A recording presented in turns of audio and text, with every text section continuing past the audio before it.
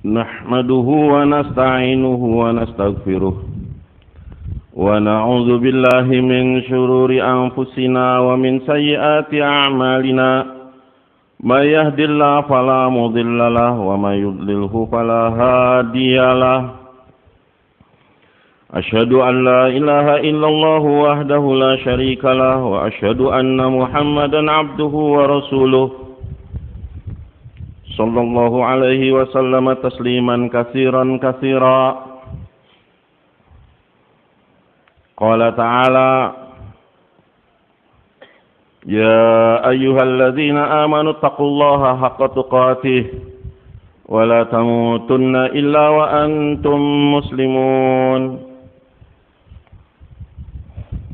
Wa qala habibuna sayyiduna Rasulullah sallallahu alaihi wasallam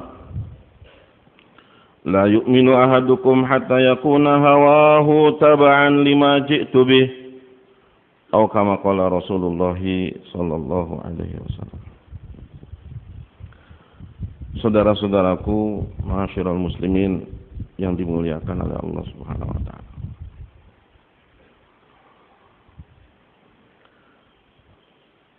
Kalau saya mau menyampaikan pesan,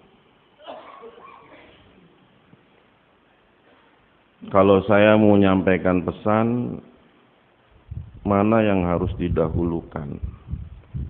Kesan atau pesan? Kesan dulu atau pesan dulu?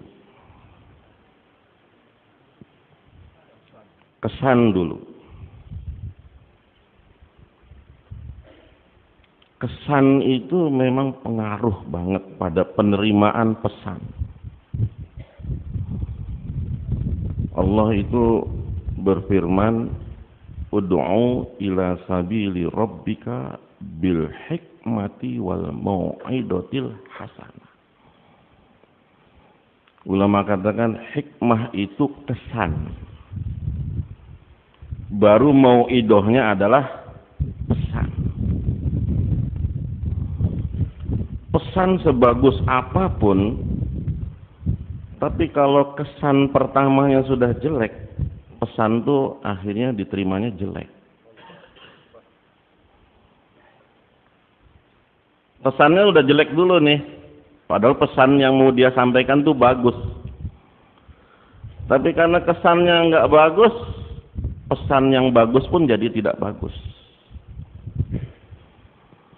Begitu juga sebaliknya. Ada pesan yang muatannya itu merusak. Nggak bagus sebetulnya. Bahaya bahkan. Tapi karena dia buat kesan yang bagus. Dia buat betul-betul kesannya itu seolah-olah ini bagus. Itu mudah diterima. Bahkan bisa jadi dicari-cari. Dikemasnya bagus, dengan setting yang bagus. Nah ini hadirin, saya itu diputus untuk bayan dengan muatan sifat-sifat da'i. Artinya bukan masalah pesannya ini, kesan da'i itu sendiri. Ini berat karena sungguh saya sendiri pun belum ada sifat-sifat itu pada diri saya. Tapi ya karena musyawarah yang kita sampaikan. Banyak karena kesan itu sendiri tidak bagus, baik muhala, halaqah, provinsi, bahkan nasional, pesan-pesan yang bagus itu tidak nyampe. Karena kesannya sudah jelek duluan. Apalagi di tengah masyarakat. Nah hadirin yang dimuliakan oleh Allah. Dari mana ini kesan ini bisa muncul? Ya itulah sifat. Itu sifat. Orang kalau sudah lihat kesannya bagus, bakal nurut. Bakal didengar. Orang akan manut.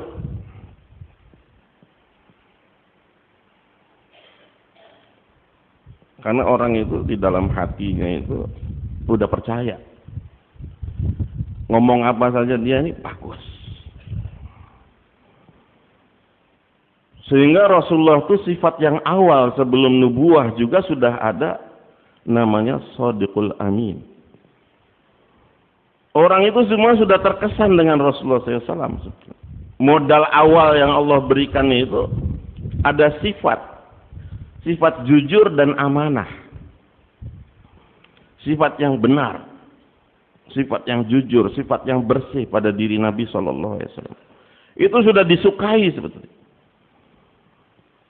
Pertentangannya bukan kepada pribadi Nabi, tapi pertentangan yang dibuat oleh kafir-kafir Quraisy itu kepada pesan. Mereka nggak suka dengan pesannya, tapi ketika kesannya sudah ada, mudah itu dirubah. Tidak makan waktu lama. Karena memang sudah tertanam kesan baik pada diri Nabi Sallallahu Alaihi Wasallam. Nah, kita membangun satu kesan kepada manusia itu, kesan bahwa kita ini baik. Ini yang susah. Kita nggak bisa paksakan orang berkesan dengan saya, kan nggak bisa begitu. Kamu pandang saya baik dong, nggak bisa. Please, tolonglah anggap saya ini baik. Tapi kitanya jahat, nggak bisa. Dan nggak bisa dibeli itu, nggak bisa dibeli. Dia akan datang dari hati. Percaya, yakin, oh udah. Dia akan buat apapun. Dia akan lakukan apapun. Walaupun kelihatannya jelek. Pasien-pasien itu datang kepada dokter, menyerahkan dirinya. Dia menyerahkan dirinya. Bahkan seorang pasien kanker, misalkan seorang wanita kanker payudara, dia datang ke dokter, disuruh apa saja sama dokter, nurut. Kamu dioperasi, dipotong itu payudara, nurut tidak? Nurut. Padahal saudara bukan, ustadznya juga bukan, gurunya juga bukan. Disuruh untuk memotong tubuhnya sendiri. Dia rela saja. Seorang laki-laki disuruh amputasi, dia kena diabetes, potong kakinya. Siapa yang nyuruh? Dokter. Nurut tidak? Nurut ya. Nggak ada marah-marah, nggak nyaci maki, nggak ngedumel, nggak ini apa. Bahkan dokter tuh dikasih uang sama dia. Dikasih uang, udah ngambil barang dia, sudah dipotong tubuh dia, dikasih uang lagi. Lihat orang yang sudah ada kesan, dia akan nurut. Dia akan nurut. Karena pasien itu tahu, ini dokter ini benar. Dokter ini benar. Dan dokter ini bakal nyelamatin saya. Dokter ini akan menghilangkan masalah saya. Dia yakin seperti itu. Maka dia dengan percaya seperti itu datang dari hatinya. Walaupun mungkin dokter itu enggak akrab, enggak ramah, tapi dia akan nurut saja. Apa kata dokter? Nah, kita ini dai ini bisa nggak kayak dokter seperti itu tuh? Kira-kira orang disuruh apa saja jungkir balik sama kita tuh mau gitu.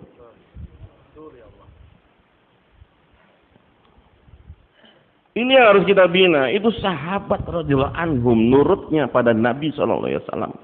Nggak ada yang ngalahkan. Nurut saja betul.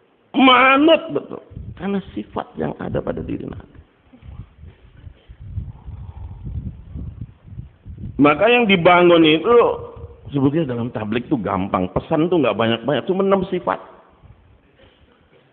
Cuma 6 sifat. Tapi kesan ini yang ada pada diri dai itu sendiri susah. Ini yang menghambat sehingga pesan itu nggak nyampe. Betul tidak? Susah. Jangankan ke orang lain, ke kita sendiri pun nggak nyampe.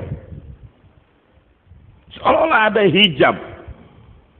Apa ini masalahnya? Kok nggak nyampe? Kita berpuluh-puluh tahun di muhala, kok nggak ada yang ikut lagi? Yang salah pahamnya kita merasa alhamdulillah dapat sunnah Nabi, dibenci sama orang kampung. Ya Allah. Merasa senang dibenci sama mertua, dibenci sama istri, dibenci sama orang kampung tuh merasa senang dia. Dapat sunnah katanya. Ini salah paham. Tidak. Karena di mana hidup agama wa ma arsalnaka illa rahmatal lil alamin. Pasti mendatangkan rahmat. Pasti akan disukai, pasti akan dicintai. Di mana saja hidup agama pasti akan disukai. Nggak mungkin dimusuhi. Aneh kan kalau ada mertua punya menantu karkun berharap supaya segera cerai. Aneh gitu kan.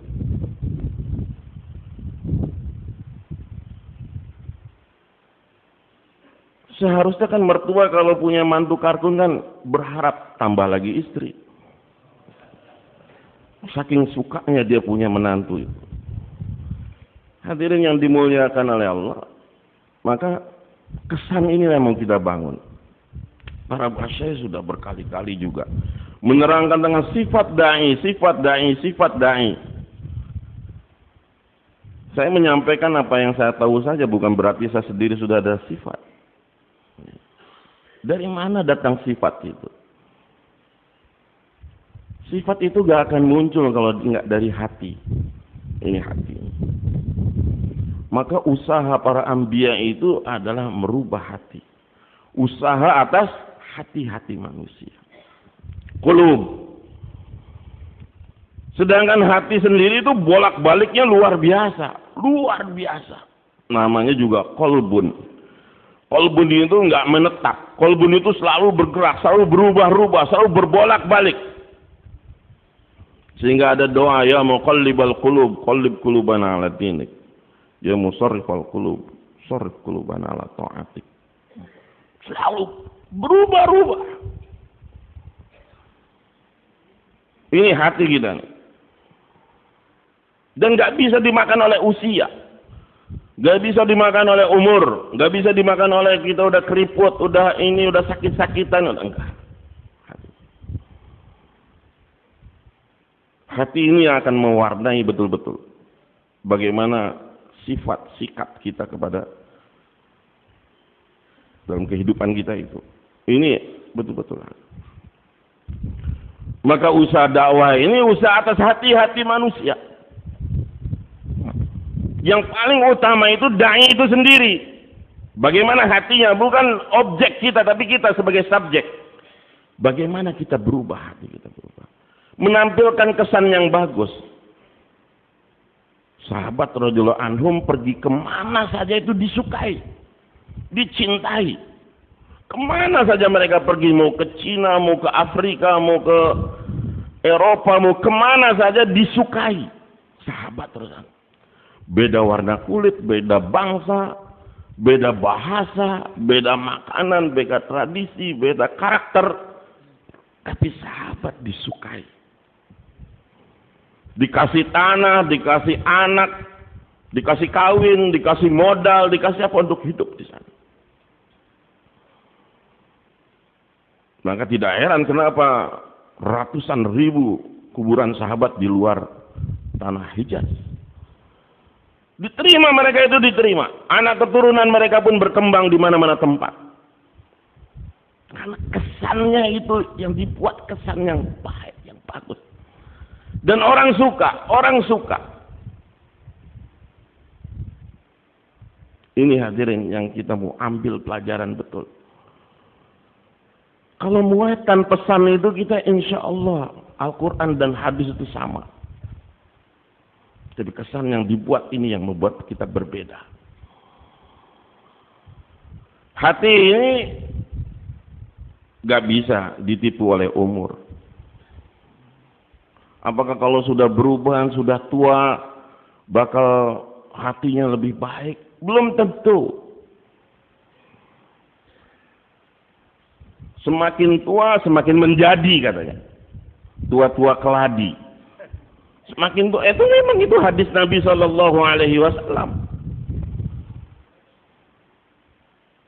La yazalu qalbu kabir fisna ini.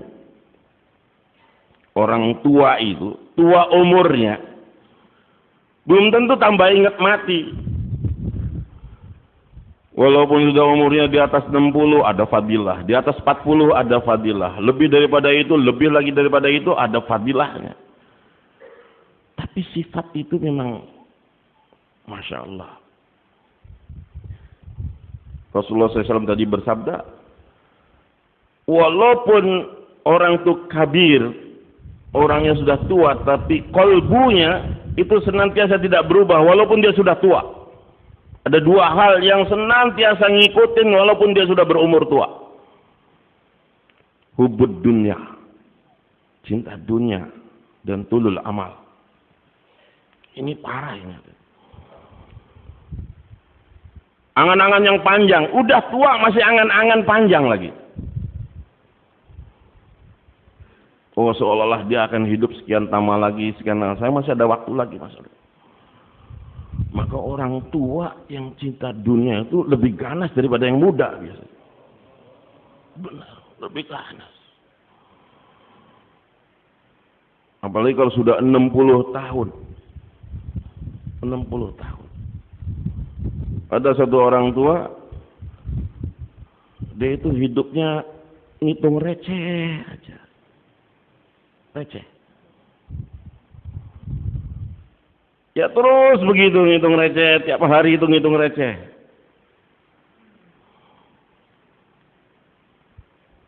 Sampai meninggalnya itu dia dalam keadaan sakarat itu, wah kayak orang ngamuk gitu. Ngucap mbah, suruh ngucap dia kan. Teriak. Suruh ngucap, suruh ini ngajikan dia baru tenangnya ketika dipegangin receh. Recehnya diambil, ngamuk lagi dia sampai meninggalnya itu harus pegang receh.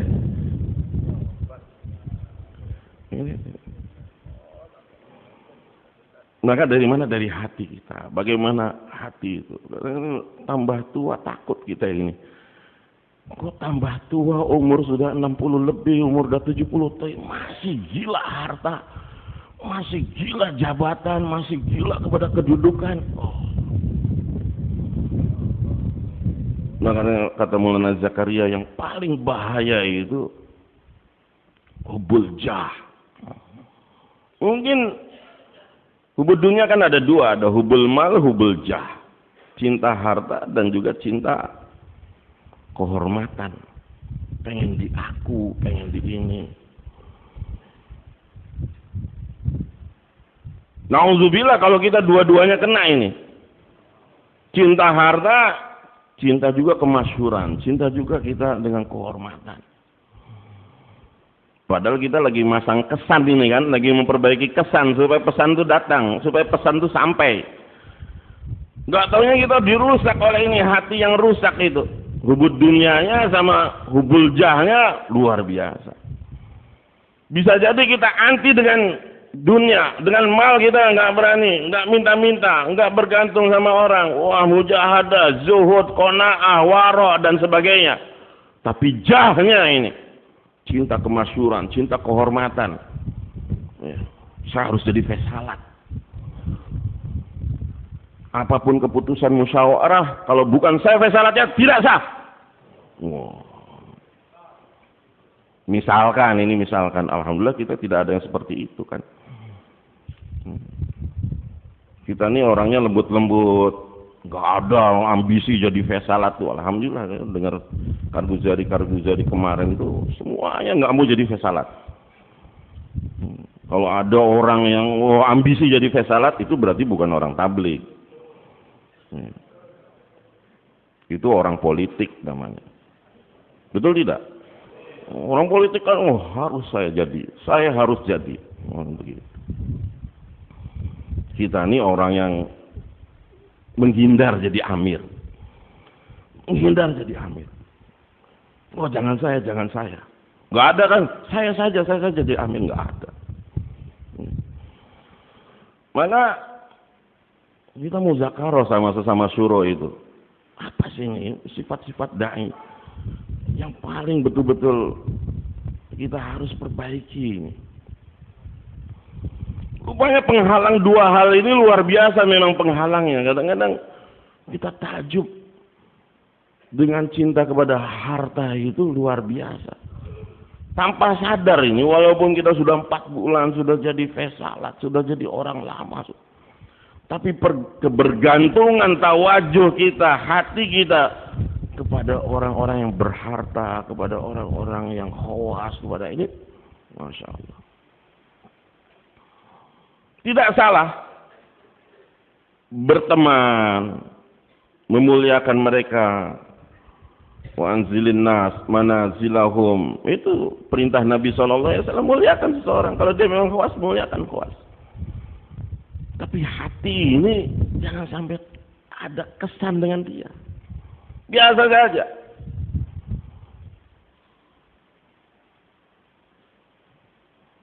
Insya Allah itu bisa kita lakukan. Tapi yang paling parah ini yang jah ini nih. Jah. Maka hadirin, memperbaiki hati ini evaluasi kita. Sebetulnya itu kalau kita betul sungguh-sungguh kita dalam usaha dakwah itu bersih semuanya itu. Bersih semuanya. Hati itu akan jadi bersih. Fa'alhamaha fujuraha wa taqwaha. Itu selalu sudah tinggal kalian pilih. Mau yang mana? Jaulah itu kan betul-betul membersihkan hati. Taklim itu membersihkan hati. Hati ini kan bagaimana diisinya. Dia selalu menjadi mangkok, wadah yang kosong. Tergantung apa yang diisi, dia akan masuk ke dalam itu. Dan dia akan mewarnai seluruh tubuh. Idza saluhat, kalau hati itu betul, akan betul sairu amali. Wa idza fasadat, kalau hati itu betul, maka hati itu rusak, maka akan rusak. Allah wahyal qalb. Ingat betul-betul, ini hati ini. Dia akan mempengaruhi perilaku kita.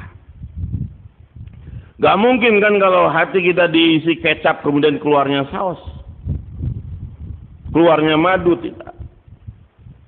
Diisi air, keluarnya racun, tidak. Apa yang diisi itulah yang akan keluar nantinya. Akan muncul ke permukaan. Akan muncul dalam amalan. Maka yang utama sekali mengisi hati kita ini, para masyayikh kita selalu arahkan kita dengan 4 amal. Dan yang paling utama adalah dakwah ilallah. Ini adalah media untuk mengisi goda katanya. Ini goda. Makanannya hati itu ada dakwah ilallah. Orang yang dia jarang berdakwah, tidak mendakwahkan Allah, hatinya dia akan kurus, hatinya akan berpenyakit, hatinya betul-betul akan lemah. Ini bahaya. Maka dakwahkan Allah, lagi-lagi dakwahkan Allah, dakwahkan Allah, dakwahkan Allah.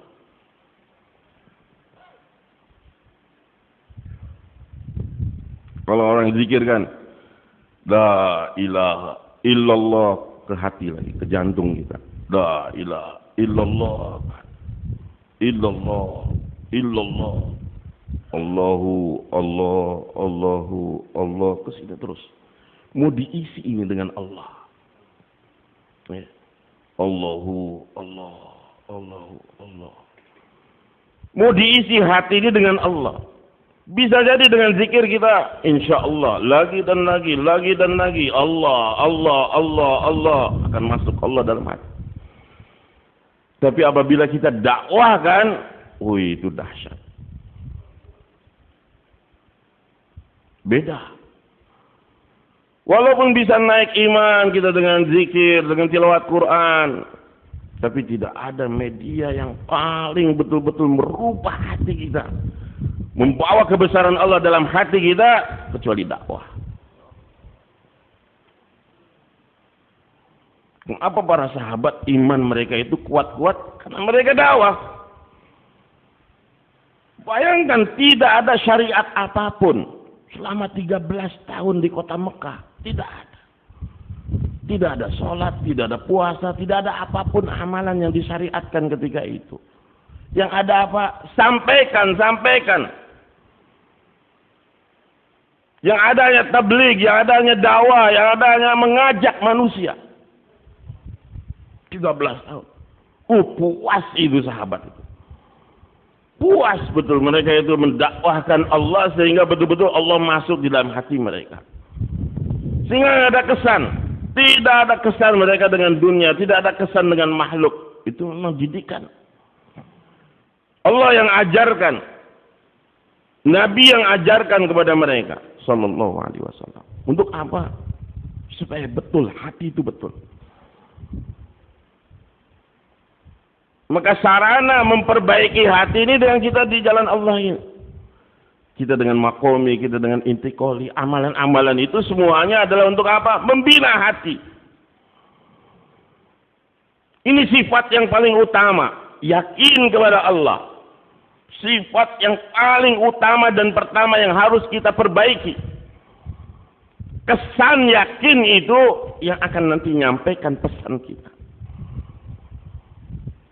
Bagaimana bisa orang-orang mewat yang buta huruf, yang tidak ngerti apapun bisa berdakwah di Amerika? Bagaimana bisa mereka bisa menjadi asbab di negara-negara yang canggih? Padahal mereka nggak ngerti teknologi. Kenapa ini? Masalahnya hati-hati mereka. Hati mereka ini di dalamnya ada Allah. Kalau kita sendiri tidak bisa menyampaikan, tidak bisa sampai pesan kita, karena mungkin kesan Allah di dalam hati kita memang tidak ada. Allah yang menyampaikan. Allah yang membuka hati, dari hati ke hati. Bahasa itu tidak jadi masalah. Tapi ketika hati ada kerisauan, hati cinta pada umat, hati ini betul-betul ingin kepada hidayah, tawajuh kepada Allah, itu yang nyampaikan pesan itu sebetulnya. Allah akan rubah. Lihat orang saja sudah ingat Allah. Dengar omongannya bertambah ilmu kita tentang Allah. Lihat perbuatannya ingat akhirat kita. Itu teman itu kayak begitu. Maka hadirin yang dimuliakan oleh Allah, yakin ini adalah hal yang paling utama yang harus kita masukkan dalam hati. Kita nggak usah bahas-bahas yang lain-lain dulu, mau adab, mau ini, mau muzakarah itu, muzakarah ini, bagaimana yakin masuk itu saja dulu yang pertama. Itu yang pertama. Maka kemarin saya katakan, kalian keluar 3 hari, kita sendiri keluar 3 hari. Terasa nggak ada lezatnya begitu. Apa sih dengan keluar kita ini dengan lezatnya, sehingga 3 hari, 40 hari kayak jadi rutinitas biasa. Tidak ada yang berubah. Padahal dikehendaki perubahan dalam kita keluar itu. Kenapa? Karena amalan dakwah banyak ditinggalkan. Ada yang asyik dengan zikir, ada yang asyik dengan baca Quran, ada yang asyik dengan khidmat saja. Ada yang asyiknya dengan jalan-jalan.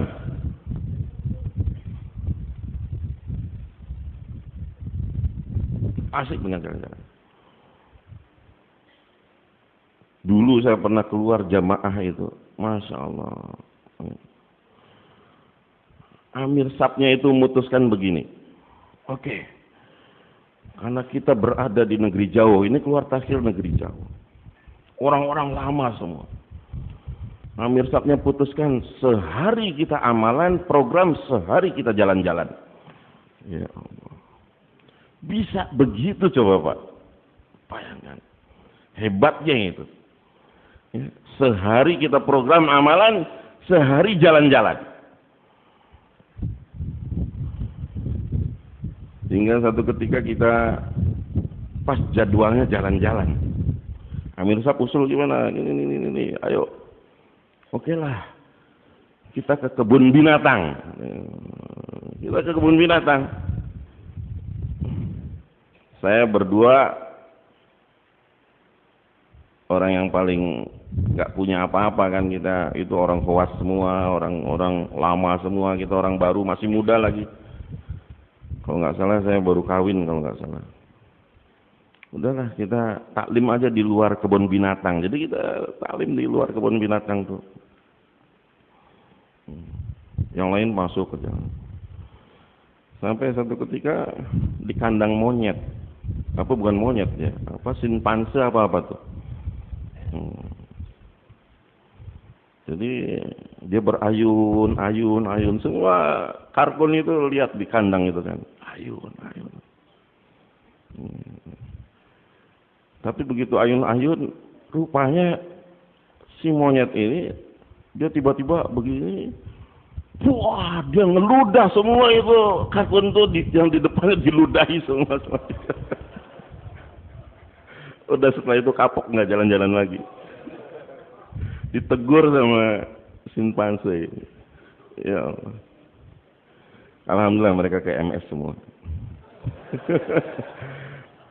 Ini Pak, ini masalah ini. Kadang-kadang kita program-program itu karena dakwah itu yang agenda pertama sebetulnya. Dakwah itu agenda pertama. Bukan zikir, bukan taklim, bukan dakwah. Kita mau belajar dakwah. Jauh-jauh ke Pakistan mau belajar dakwah. Subah ke Masai mau belajar dakwah. Dakwahnya itu yang kita, bagaimana kita dakwah hari-hari menjadi sifat kita. Mulai Said Khan katakan, saya nggak mau amal, yang saya mau amal yang ada sifat. Bagaimana amal yang ada sifat? Dakwah itu amalan, tapi bagaimana jadi sifat kita? Nggak mungkin hilang gitu dakwah, di mana-mana dakwah. Terus terang saya sendiri susah gitu, karena saya punya tabiat tuh pendiam. Sedangkan dakwah tuh harus orang yang cerewet. Berbahagia tuh orang-orang yang cerewet tuh, dia mudah dakwah. Kemana-mana. Orang pendiam tuh susah. Tapi ya begitu, diajari kita supaya cerewet dalam dakwah. Nggak apa-apa, cerewet dalam dakwah. Kadang-kadang orang kaget, ini orang pendiam tiba-tiba cerewet dalam dakwah. Nunggu berhentinya susah. Tapi memang begitu, Pak. Wih, itu kalau kita iman itu didapat dengan dakwah itu Formula One tuh kalah tuh, Pak. Iman kita, wah sudah super jet pesawat. Maka dakwah ini akan mendatangkan keyakinan. Kalau yakin sudah masuk, kesan itu sudah ada tuh. Terbuka itu. Hati-hati manusia Allah akan buka. Sehingga pesan mudah kita masuk ke dalam hati orang. Pesan kita mudah nyampe. Masalahnya kita bagaimana yakin kita ini. Kadang-kadang berubahnya itu cepat. Berubahnya cepat. Karena hati itu memang begitu. Bolak-balik. Ketika nggak ada takaza, ketika nggak ada bertemu dua takaza dunia dan takaza akhirat, lagi aman-aman saja. Tapi ketika bertemu takaza dunia dan takaza akhirat, nah itulah pilihan. Pilih dunia apa pilih akhirat, kan begitu.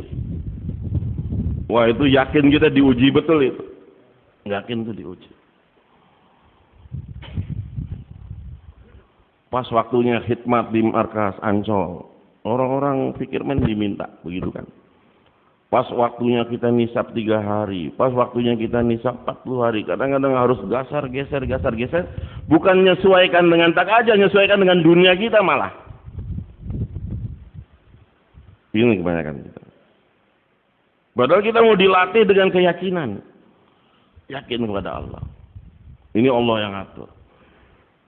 Saking takutnya kita ini. Memang setan tuh nakut-nakuti wali-wali Allah tuh luar biasa. Ditakuti ini, ditakuti itu, padahal belum terjadi. Masalahnya belum terjadi. Setan itu yukhawwifu awliya'ah. Selalu nakut-nakuti wali-wali Allah.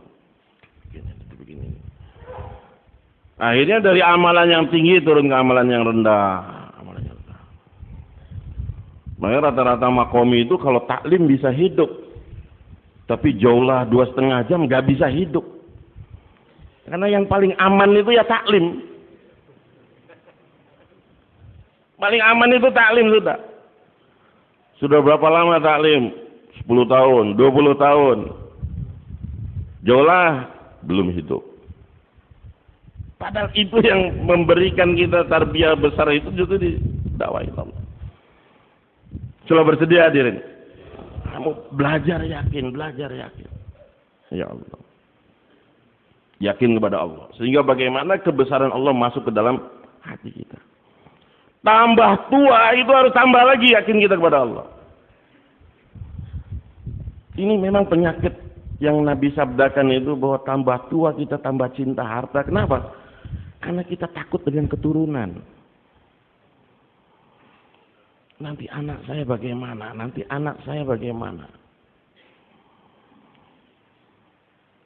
Makanya itu kalau kita baca nanti di akhirat itu ada 2 orang kaya didatangkan. Ditanya sama Allah. Ada 2 orang miskin dihadapkan, ditanya juga sama Allah. Yang kaya kan ditanya, bagaimana kamu gunakan kekayaan yang saya berikan kepada kamu? Dan apa yang kamu lakukan untuk anak-anak kamu? Apa jawab dia? Ya Allah, kekayaan saya ini dari Engkau. Kekayaan saya ini dari Engkau. Engkau yang memberi rezeki. Engkau yang mengkayakan aku, ya Allah. Dan anak-anakku ini juga, mereka bukan tanggunganku, mereka juga tanggungan Engkau, ya Allah. Aku ada diberi rezeki oleh Engkau, anak-anakku juga diberi rezeki oleh Engkau. Aku tidak peduli, ya Allah, anak-anakku bagaimana, karena Engkau yang pemberi rezekinya, bukan aku. Bukan aku yang menanggung mereka, yang ngurus mereka setelah aku mati, ini bukan dalam tanggunganku, ya Allah. Engkau Robnya. Engkau Rozaknya, ya Allah. Bukan aku, ya Allah. Aku serahkan anak-anakku kepada Engkau. Maka Allah katakan, sesuai dengan keyakinanmu. Ya. Anak-anakmu akan aku urus. Anak-anakmu akan aku tanggung.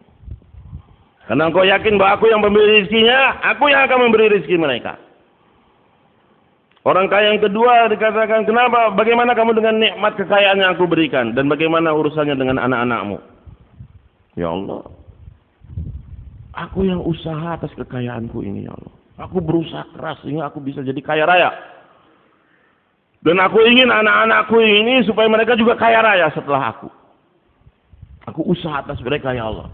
Aku tidak akan biarkan mereka ditinggal aku dalam keadaan miskin. Maka kata Allah, baik, kalau begitu memang keyakinanmu, aku berlepas diri dari anak-anakmu. Biarkan. Kamu yakinnya engkau yang memberi rizki, engkau yang menanggungnya rizki mereka, silakan kamu yang nanggung mereka setelah engkau mati. Aku berlepas diri. Ada orang miskin ditanya lagi 2 orang, bagaimana kamu menikmati kemiskinan kamu yang aku berikan? Dan bagaimana anak-anak kamu? Ya Allah, aku tahu bahwa ini miskinnya adalah takdirmu. Aku menerima, ya Allah.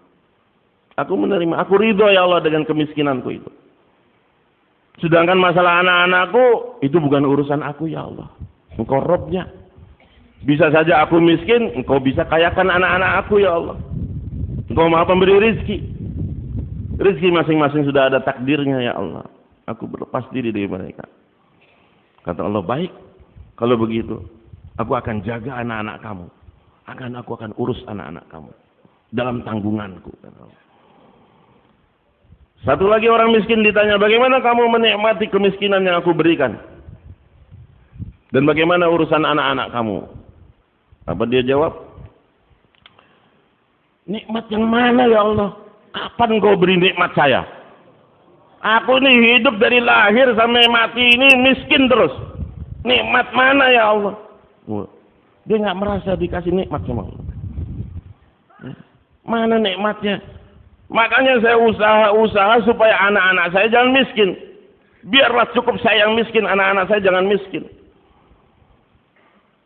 Kalau saya nggak usaha, bagaimana anak saya, ya Allah? Baik, kata Allah, karena kamu yakinnya begitu. Kamu miskin dan anak-anak kamu pun miskin terus. Karena kamu menyangka mereka, kamu yang nanggung, kamu yang usahakan. Betul tidak? Di mana ada itu? Wah, nggak baca nih. Fadilah sedekah. Fadilah sedekah itu. Kenapa hadirin? Ini kita sekarang nih, wah, mati-matian. Ada orang cerita, Ustaz, saya alhamdulillah bulan ini saya setiap hari dapat 5 juta, 10 juta. Untuk apa? Seandainya nih kamu tidak kerja, berhenti kerja. Uang tabungan yang ada itu, uang yang tabungan yang ada kamu gunakan untuk agama. Bakal miskin tidak kamu? Tidak ya Ustaz. Ya sudah, gunakan untuk agama. Berhenti kerja, gunakan untuk agama. Tetap aja nggak bisa begitu. Nggak bisa Ustaz. Saya tuh harus kerja. Karena hubud dunianya ini luar biasa. Dia berhenti kerja, punya uang tabungan, tabungan itu digunakan untuk agama, tetap dia tidak akan miskin. Walaupun dia berhenti kerja nih. Nggak berani berhenti kerja. Nggak berani berhenti. Jangankan berhenti kerja sampai dia mati nggak akan miskin, 7 keturunan masih ada sisanya. Tetap nggak berani berhenti kerja. Hebatnya hadis Nabi SAW tuh. La yazalu qalbu kabirin. Nah ini itu orang yang semakin tua tetap muda dalam 2 hal, hubud dunya, tulul amal. Ini sifat dai ini nggak pantas ini hari kayak begitu. Semakin kita lama, semakin kita berumur, semakin kita tua, semakin kita beruban, semakin kita habiskan untuk diri kita untuk agama. Coba bersedia hadirin. Habis. Pengen mati itu di dalam usaha agama.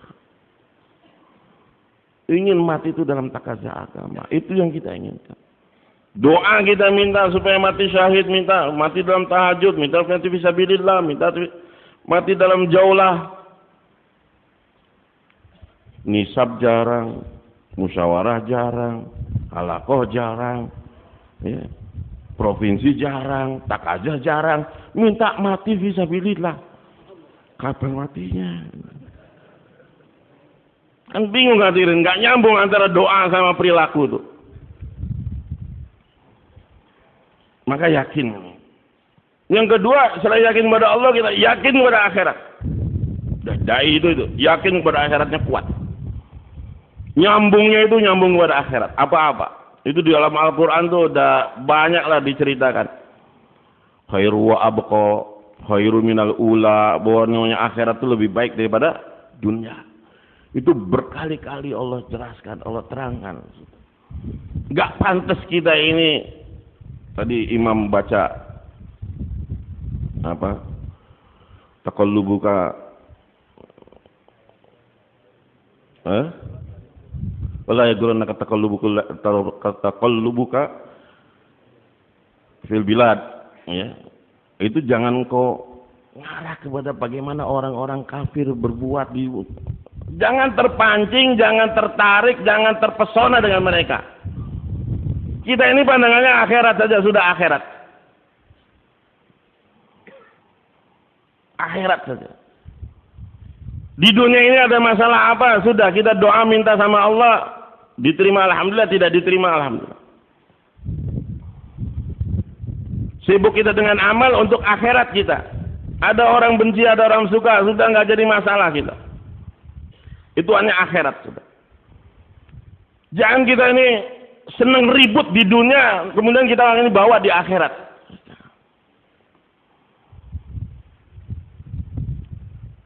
Pandangan kita kepada akhirat.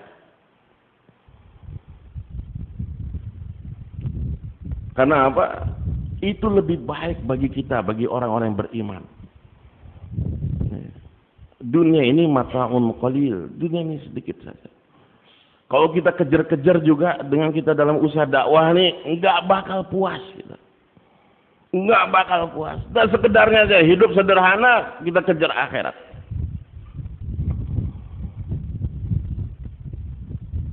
Hadirin yang dimuliakan oleh Allah.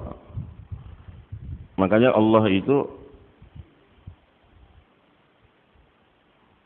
nanti di akhirat itu akan perintahkan, siapa yang berhutang, bayar hutang. Itu nanti di mahkamah ilahi itu, siapa yang berhutang, bayar hutang. Dipaksa bayar hutang. Bagaimana kita mau bayar hutang? Jangankan uang, jangankan harta kita, telanjang bulat kita di hadapan. Di yaumil mahsyar itu kita telanjang bulat, nggak pakai alas kaki, nggak pakai baju selai pun, sebenang pun. Disuruhnya kita bayar hutang. Wih, kejam betul itu kalau udah dipaksa untuk kita bayar hutang. Makanya Nabi kenapa nggak mau nyolati orang yang punya utang? Orang yang mati syahid pun tertunda dia masuk dalam surga karena utang. Nah ini peringatan nih. Dai ini punya sifat, kita nih kadang-kadang terlalu sangka baik dalam berhutang tuh. Husnuzon, dia nggak perlu sama bayar utang saya, merasa aman aja. Kalau nggak ditagih itu dia merasa senang gitu. Alhamdulillah, alhamdulillah. Punya utang tuh merasa bebas gitu dia tuh. Dia nggak nagih saya, ketemu juga diem saja. Untuk apa dibayar? Dia orang kaya, ini hati-hati. Utang itu bahaya ya. Makanya kenapa kita ada tradisi kalau meninggal dunia mayit itu sebelum disolati ada ikrar dari ahli waris kan. Utangnya almarhum, utangnya mayit itu jadi tanggungan ahli waris. Kalau enggak itu nanti ditagih. Lalu Allah SWT berfirman, aku pun akan bayar utang. Oh sahabat tanya, Allah punya utang memangnya? Ya Allah punya utang. Hari itu Allah akan tunaikan semua hutang-hutang hamba-hambanya yang pernah berdoa dan tidak diijabah oleh Allah SWT. Allah akan bayar hutang mereka itu. Dan beribu-ribu, berjuta-juta kali lipat Allah bayar. Bayangkan. Sehingga orang-orang yang mereka doanya diijabah ketika di dunia berharap, oh seandainya aku doanya tidak diijabah. Orientasinya akhirat saja sudah. Kita kadang-kadang di dunia kan ya Allah,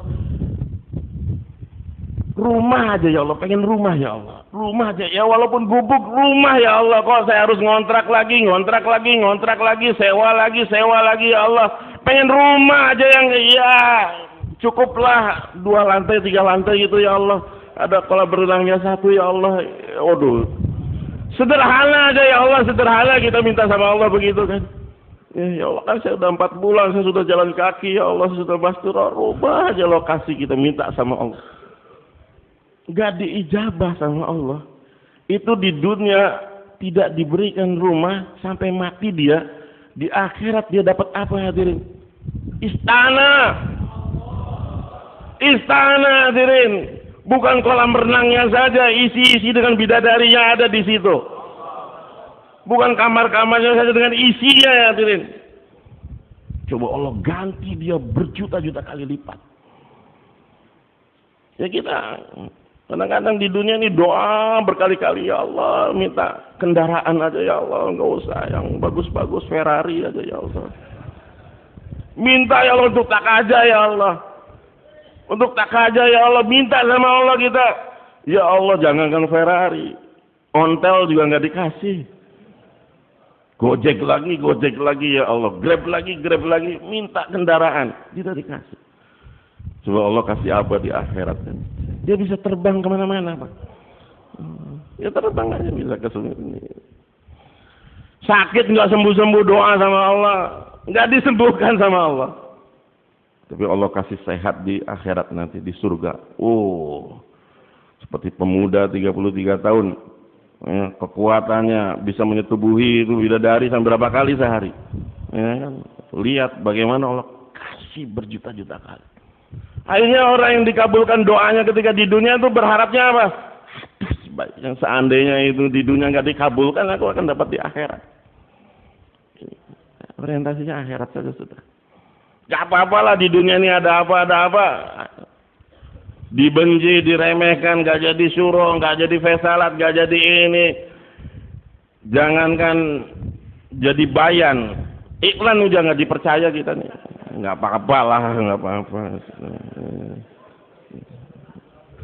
Ya, dalam tablik nih biar yang terbelakang aja nggak apa-apa hadirin. Tapi di pandangan Allah yang terbesar.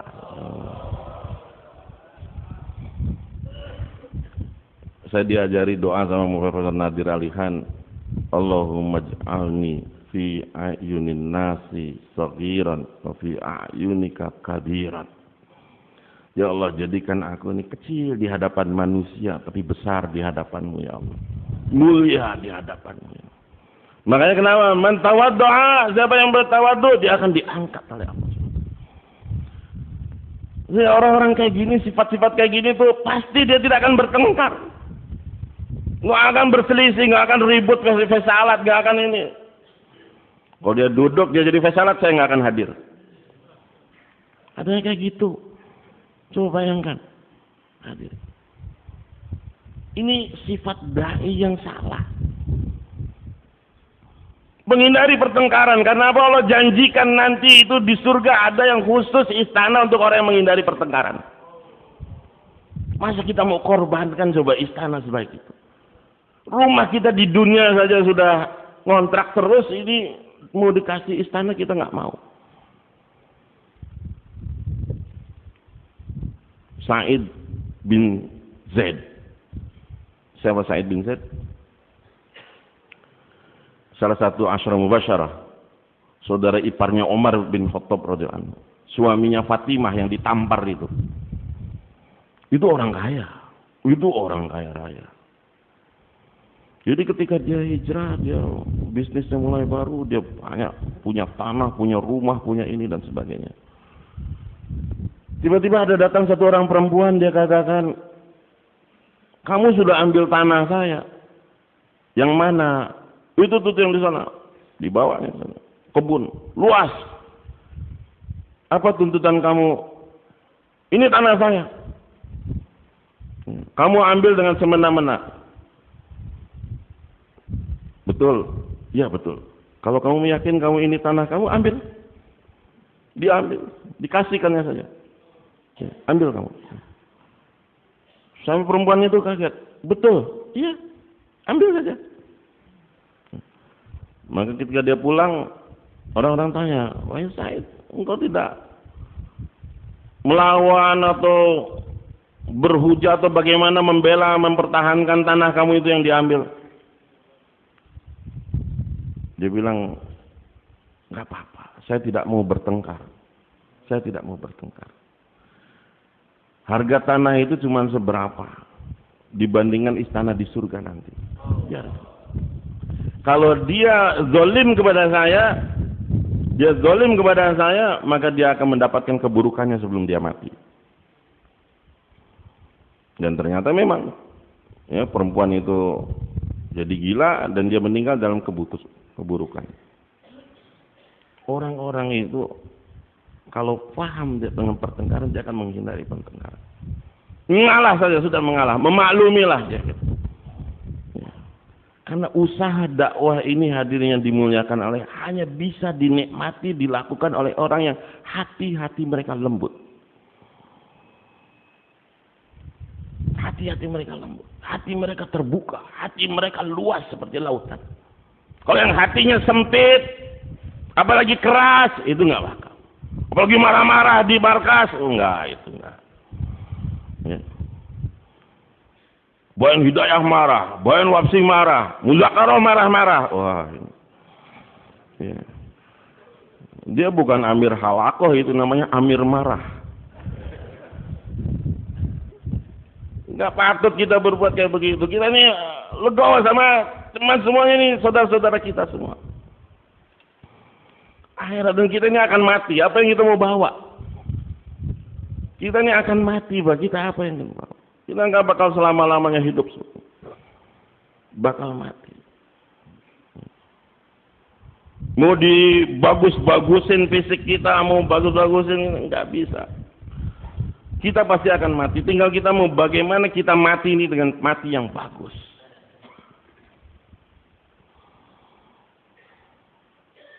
Jangan ada angan-angan, kalau kita ini kita akan dapat kekuasaan di tabligh itu. Wah, itu rakus, itu serakah, itu lupa kepada akhirat. Kita surah-surah juga bukan yang terbaik, tidak. Bahkan mungkin banyak jauh lebih baik kalian, bapak-bapak sekalian, di muhala, di halaqah dan sebagainya. Kerja ini bukan berdasarkan kedudukan, jabatan dan tidak.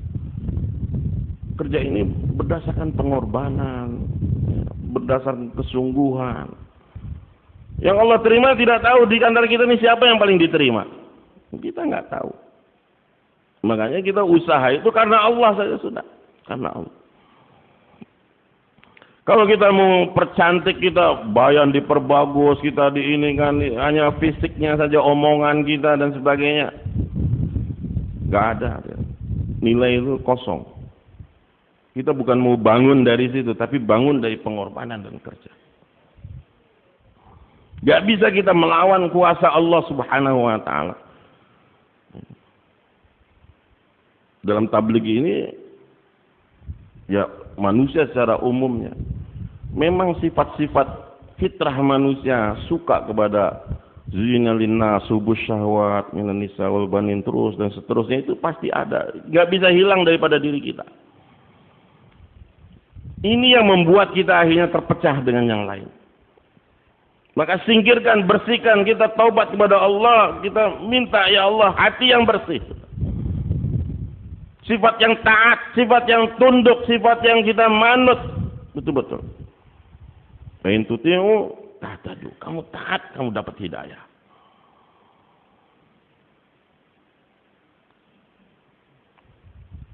Semakin kita tinggi, semakin kita ini semakin banyak tuntutan. Hisab semakin besar. Angan-angan semakin besar. Ditipu kita.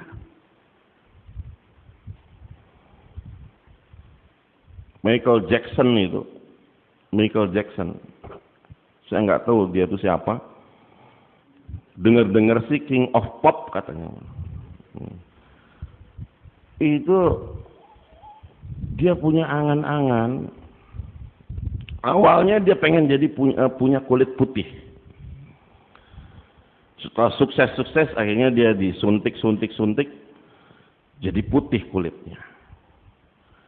Dia operasi, dimulai dari operasi hidung 100 kali operasi. 100 kali operasi, tubuhnya di ini. Jadilah dia Michael Jackson yang lain. Terus dia mau tinggalkan masa lalu, dia berhenti hubungan dengan siapapun, teman-teman lama, keluarga lama, lingkungan lama, dia hidup sendiri. Sejak itu dia punya cita-cita, saya harus hidup 150 tahun, baru saya mau mati. Maka disettinglah bagaimana supaya dia bisa hidup 150 tahun. Semakin dia kaya, semakin dia terkenal, semakin dia dipuja-puja seperti Tuhan, semakin dia punya obsesinya liar gitu. Dia ingin ini, dia ingin itu. Sampai dia katakan, saya akan hidup 150 tahun. Dijadwal. Saya harus mati ketika umur 150 tahun. Dia bayar 24 dokter khusus untuk merawat dia. Dia selalu kemana-mana pakai kaos tangan. Dia kalau tidur di ruang yang ada oksigen buatan betul-betul, makanannya akan diteliti oleh ahli-ahli ahli-ahli makanan begitu ya, semuanya ini pergaulannya salaman sama siapa, ini sama siapa bergaul. Tapi siapa yang melawan kudratullah? Akhirnya mati juga. Walaupun orang berusaha, karena dengan kemasyhuran, dengan segala kekayaan kita ini tidak akan bisa membentuk sifat kita. Justru dengan kita ketawaduan, pengorbanan, kerendahan, itu akan datang sifat. Coba bersedia hadir. Mahabbah kepada siapapun, mahabbah, nggak ada rasa benci. Bayangkan hadirin, kita berimam, taruhlah imam kita mau, bapak-bapak sedia tidak sholat di shaf kedua? Ya saya siap. Shaf ketiga, nggak apa-apa. Shaf terakhir, nggak apa-apa. Kita nggak marah. Artinya apa? Ketika kita diletakkan di belakang pun kita ridho. Betul tidak? Lalu kenapa ketika jadi tabligh harus jadi fesalat?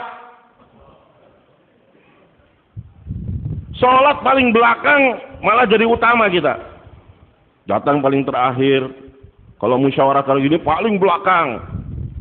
Bukan musyawarah ini, musyawarah yang lain. Duduk paling belakang. Tapi kalau pas jadi fesalat, pengen jadi fesalat. Itu bertentangan dengan hati, ada kemunafikan di dalamnya. Kalau memang mau harus sholatnya di depan, kalau bisa jadi imam. Pengen terdepan terus. Apalagi sudah kita jadi makmum yang paling belakang. Diimami imam yang kita nggak suka. Hati kita tuh udah nuduh yang enggak.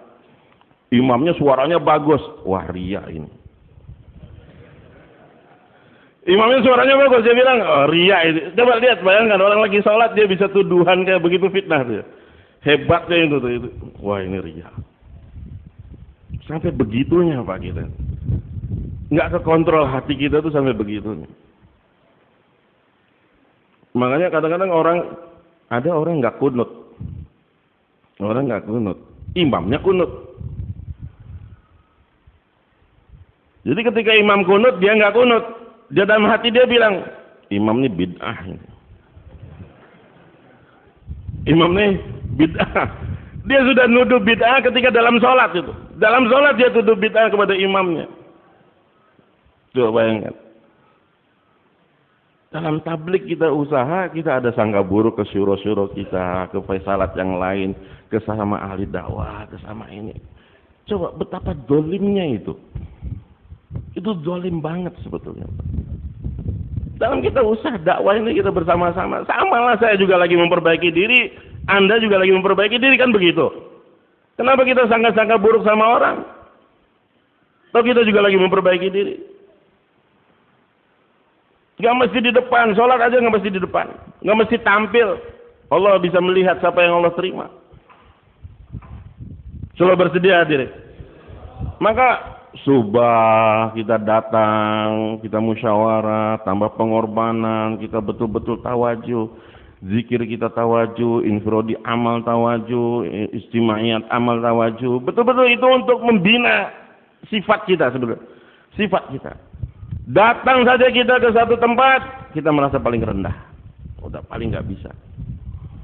Paling nggak bisa. Saya kalau syuro itu saya menganggap diri saya ini anak bawang. Itu hebat-hebat, yang hebat-hebat lah. Saya ini suruh anak bawang saja saya bilang. Kenapa? Karena kalau kita tidak merasa begitu, kita akhirnya wah maunya bertentangan terus. Beda usul, kamu musuh saya.